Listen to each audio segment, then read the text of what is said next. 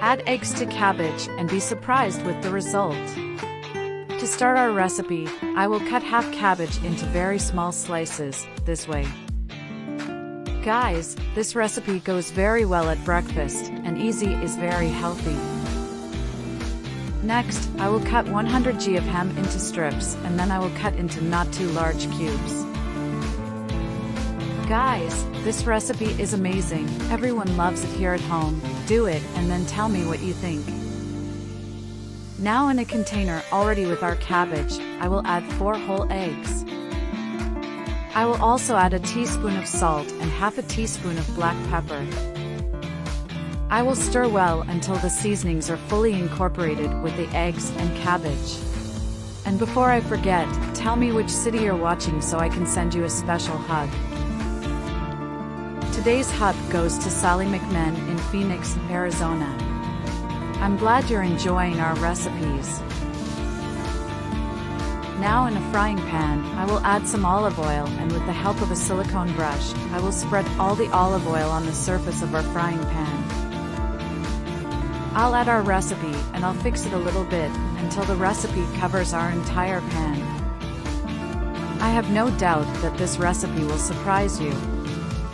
I'll cover and let it cook for 5 minutes. As soon as our recipe cooks, with the aid of a dish, I will turn our omelette inside the frying pan. I'll add some more olive oil. After putting our recipe in the frying pan, on top I will add our ham cut into cubes. In the sequence, I will add 150 grams of mozzarella. So that both sides are cooked evenly and our mozzarella melts completely, I will cover again and cook for another 5 minutes. To finish, I will add a little oregano to taste. Now yes, our recipe is ready. See that with few ingredients we have an incredible meal to eat at any time of the day. I have no doubt that you will come back here to thank me for having taught you how to make this wonderful recipe.